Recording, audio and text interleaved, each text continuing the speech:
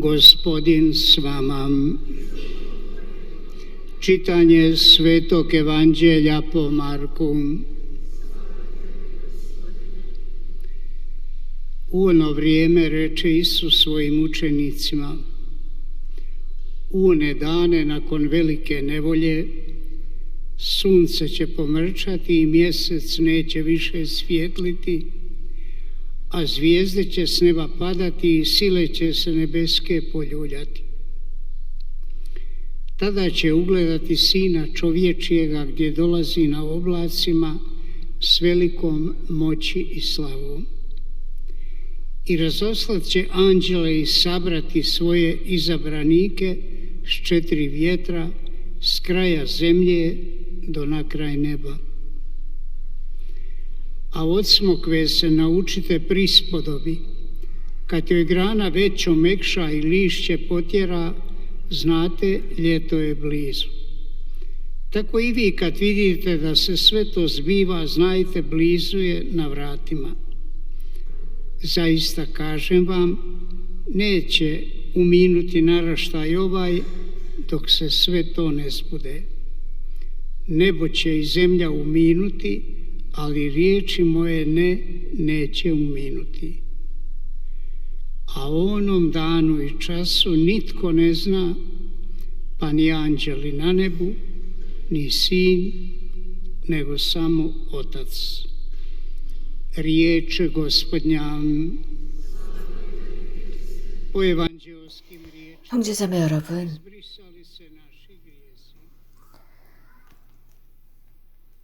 교회에는 매년 전렬의 막바지에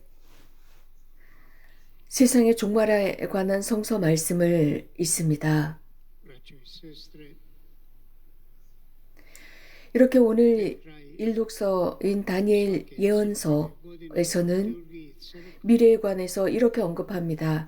그때 내 백성의 보호자 미카엘 대제 후 천사가 나서리라. 그래서 내 백성을 지킬 것이다 라는 말씀을 합니다.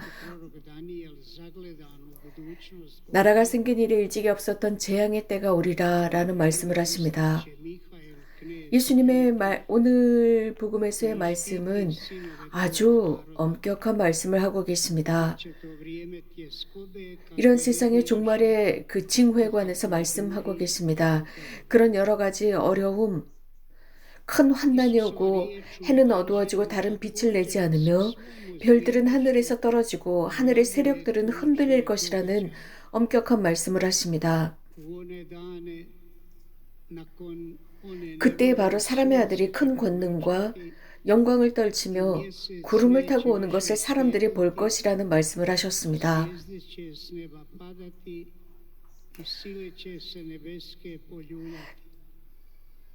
어떤 종교의 차이점, 즉 세상을 바라보는 이 차이점이라고 한다면 반복성입니다. 그래서 특별히 윤회에 관한 말을 하는 거죠. 그래서 사람이 죽으면 새롭게 태어나는데 다른 모습으로 태어난다라고 합니다. 그래서 새로운 사람으로 태어나거나 혹은 어떤 동물들로 태어난다는 윤회설을 주장하지만 성서는 그렇지 않습니다. 성서는 이러한 미래의 세상에 관해서 하느님의 창조의 다른 점을 보여주고 있습니다. 우리가 한번 태어나고 죽었을 때 우리는 최종적으로 당신의 즉 자신의 창조주에게로 돌아가고 새로운 삶으로 그분과 영원히 산다는 것을 언급합니다. 예수님께서 세상에 오신 이후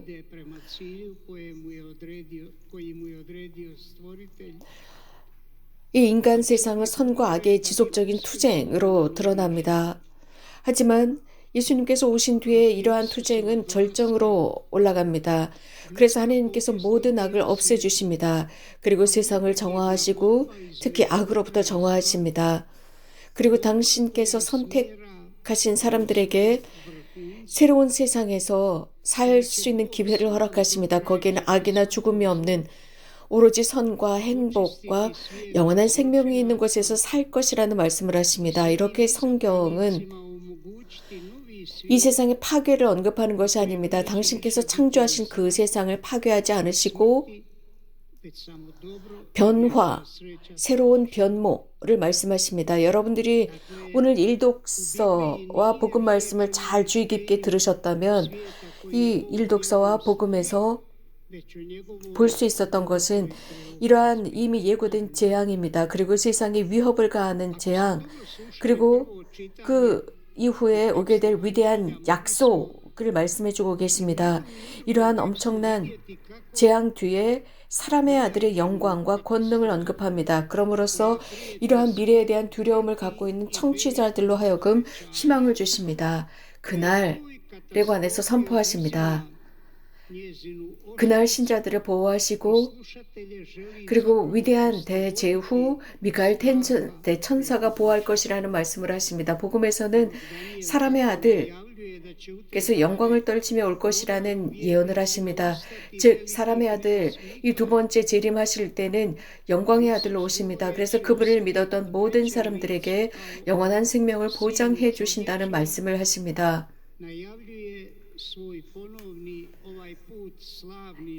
이런 말씀이 지니고 있는 경고성, 미래에 대한 경고성과 더불어 교회는 사람들로 하여금 무엇인가, 즉 이러한 세상이 언제 오고 언제 이런 일이 일어날 것이냐라는 것에 관해서 언급하고 있지 않습니다. 그것은 오로지 하느님만이 안다는 것을 알려주고 있습니다.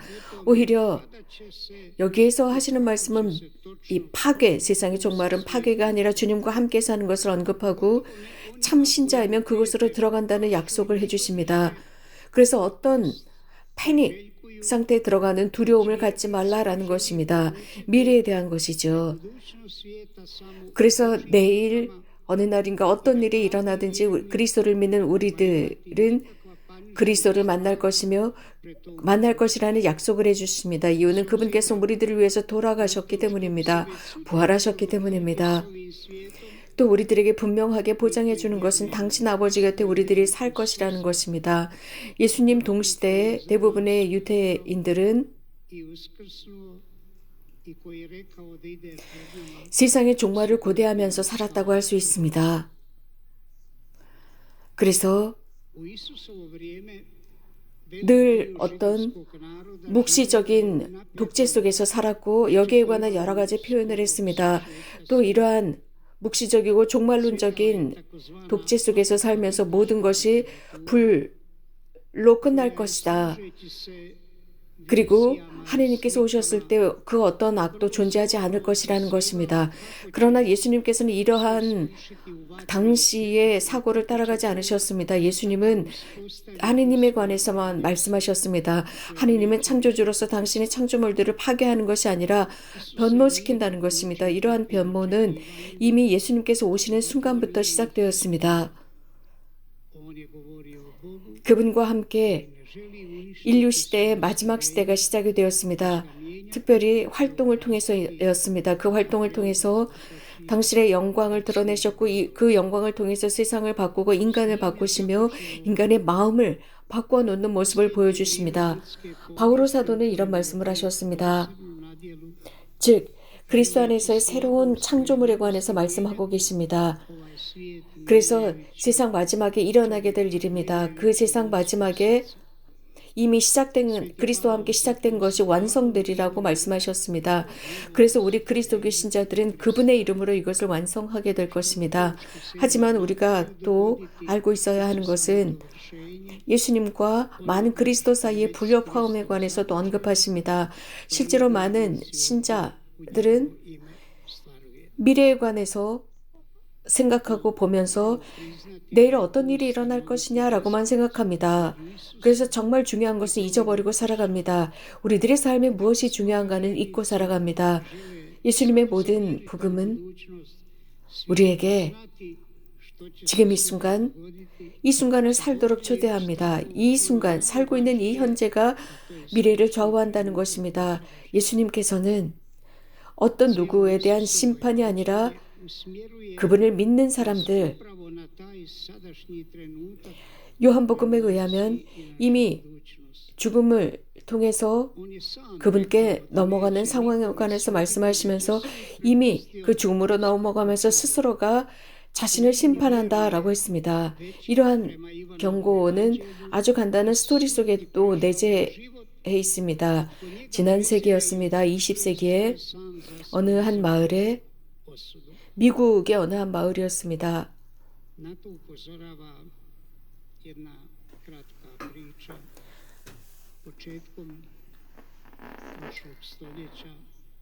거기에서 일식이 일어나야 되는데 일식을 예언했지만 일식이 일어나지 않았습니다. 그러니까 사람들은 겁을 먹었습니다.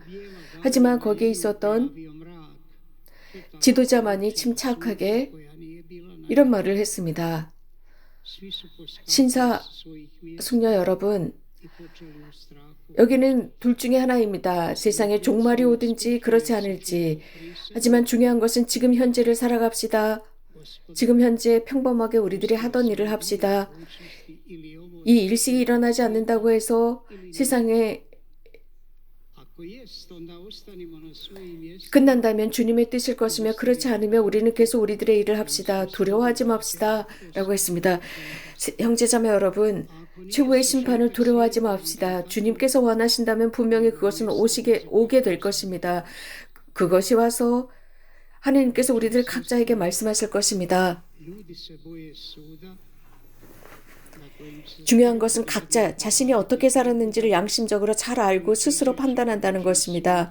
그리스도인에게 있어서 이러한 각자의 양심을 통한 자기 자신에 대한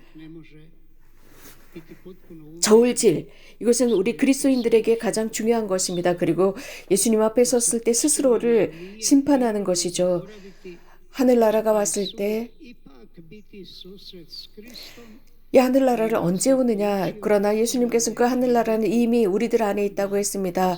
제자들에게 말씀하셨습니다. 그래서 이미 우리가 살고 있는 이 현재에 우리들의 미래를 선택할 수 있다 하셨습니다. 그렇기 때문에 그리스도인이라고 한다면 미래를 두려워하지 않고 우리는 세상을 살아가면서도 세상에 속하지 않았으며 그렇다고 해서 이 세상으로부터 도피하거나 피하는 것이 아닙니다. 있는 힘을 다해서 이 현재를 살아가는 것입니다. 이 세상에 도래한 이 하느님의 나라를 위해서 투쟁하는 것입니다. 동시에 그분의 오심을 위해서 주님께서 최종적으로 움직이실 수 있도록 협력하는 것입니다. 우리는 언제 이런 일이 일어날 것이냐라고 염려하는 것이 아니라 지금을 사는 것입니다. 주님 안에서 사는 것입니다. 다음과 같은 스토리로 오늘 강론을 마치고자 합니다.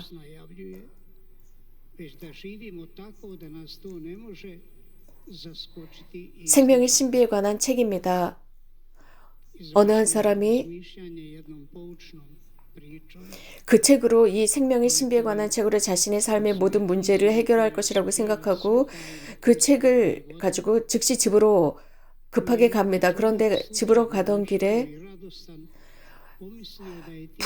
화재가 난 것을 보고 사람들은 거기에서 불을 끄려고 허둥대고 있었습니다. 그러자 이 사람은 그 책을 내려놓고 그 화재가 진압될 수 있도록 도와주고 있었습니다. 도와준 뒤에 보니까 책이 사라졌습니다. 그러자 이 사람은 그냥 자기가 알고 있는 대로 살기로 했습니다.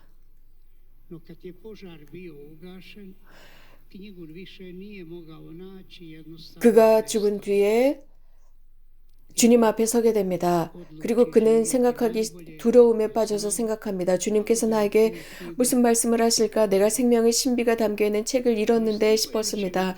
그 책을 잘 읽었어야 했는데 내가 그 생명의 신비의 책에서 언급하는 대로 살았는지 두려워했습니다. 내가 용서를 했는지 두려워했습니다. 그리고 자신의 차례가 되어서 주님 앞에 서게 됩니다. 하나님께서 천사들에게 이렇게 명령하십니다. 생명의 책을 가져와라. 그가 기다리고 있을 때 다시 한번 그 신비로운 책을 보게 됩니다. 그리고 그 눈앞에서 사람들, 자신이 삶에서 삶에서 도와주었던 사람들이 등장하기 시작합니다. 용기를 주고 격려해 주었고 음식을 나누었고 목마른 사람에게 음료를 주었던 다양한 장면들, 그리고 주님의 목소리가 들립니다. 이것이 너의 생명의 책이다. 너는 그 책을 읽지 않았지만 이 책을 잘 깨닫고 살았다라고 했답니다. 형제자매 여러분, 참으로 그리스도인이 아니면서도 이러한 자신의 양심의 목소리를 듣고 살아가는 많은 사람이 있습니다. 그렇다면 우리 그리스도인은 이러한 생명의 신비가 담겨있는 책을 가지고 있습니다. 예수님의 복음입니다. 그렇다면 우리는 이 생명의 신비의 책에 응답해야 하지만 혹시라도 우리가 완전히 잊고 사는 것은 아닌지요. 오늘 복음의 메시지를 잘 이해하도록 합시다. 그렇게 이해할 수 있도록 해달라 기도합시다. 그래서 우리들의 미래, 그리스도께서 당신의 죽음과 부활을 통해서 우리들에게 가져다 주신 그 미래의 삶을 잘 지켜나갑시다.